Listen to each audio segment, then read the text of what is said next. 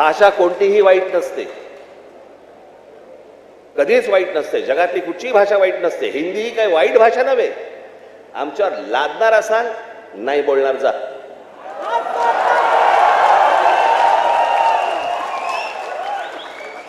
आणि लहान मुलांवरती तर नाहीच नाही.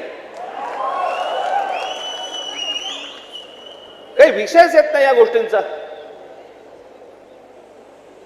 त्यांचं राजकारण काय चालू आहे ते पहिलं बघा तुम्ही. हे या सगळ्या गोष्टी मी तुम्हाला आत्ताच सांगतोय. मी माझ्या पत्रामध्ये पण दिलं होतं, आम्ही हिंदू आहोत, हिंदी नव्हे. मी आज तुमच्याकडे काही लंबचौडं भाषण करण्यासाठी नाही आलो. मी खरं तर आज शाखेच्या उद्घाटनाला आलो होतो. मला अविनाशने मला सांगितलं की साहेब तिकडे येणारच आहात तर एक छोटी सभा आपण घेऊन टाकू. पण मला तुम्हाला जे सांगायचंय ते हे सांगायचंय की तुम्ही सतर्क असले पाहिजेत.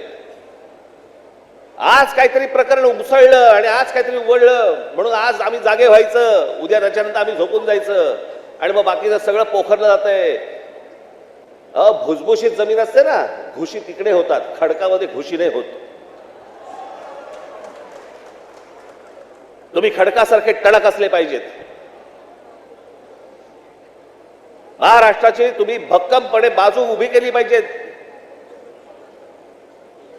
महाराष्ट्र काय हा तुम्ही समजून घेतला पाहिजेत.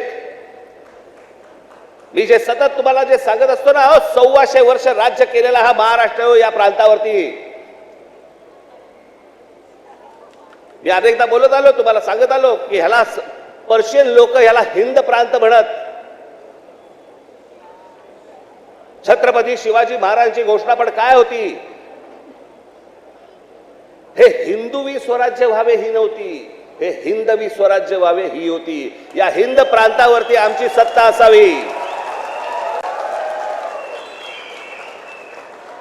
हा संपूर्ण हिंद प्रांत आमच्या हातामध्ये असावा. बाहेरच्यांनी येऊन आमच्यावरती इथे सरकार स्थापन नाही करायची. आम्ही कोणी गुलाम नाही आहोत. या प्रांतावरतीचा अधिकार कोणाचा असेल तर तो आमचा आहे.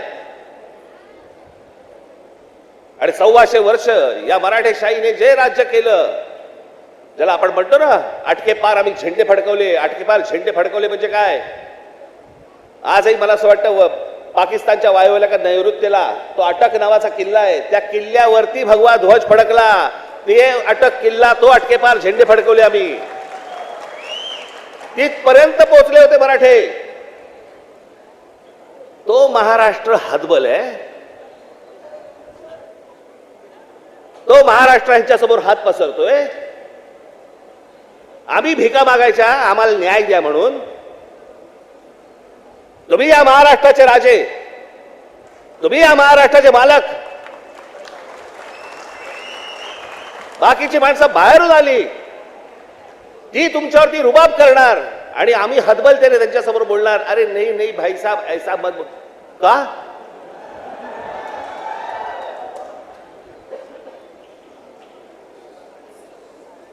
स्वतःहून काही करायची आपल्याला गरज नाहीये. पण जर अशा प्रकारे मास्क घेऊन जर समजा कोणी अंगावरती आला, ठेचायचा म्हणजे ठेचायचाच.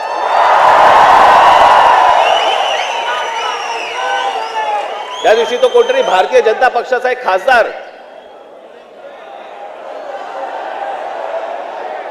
कोणतरी दुबे नावाचा कसा काय बोलला, मराठी लोगों को हम यहां पे पटक पटक के मारेंगे. झाली का केस त्याच्यावरती? हिंदी चॅनल वाल्यांनी दाखवलं का? पुढे चालवलं का? काही नाही. बघा कसं असतात, कसे असतात ते बघा. तू आम्हाला पटक पटक के मारणार दुबे? दुबेलाच मी सांगतो, दुबे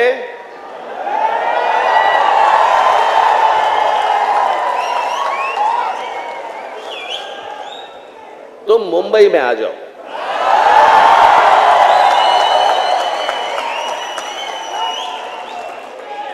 मुंबई के समुंदर में डूबे डूबे कर मारेंगे.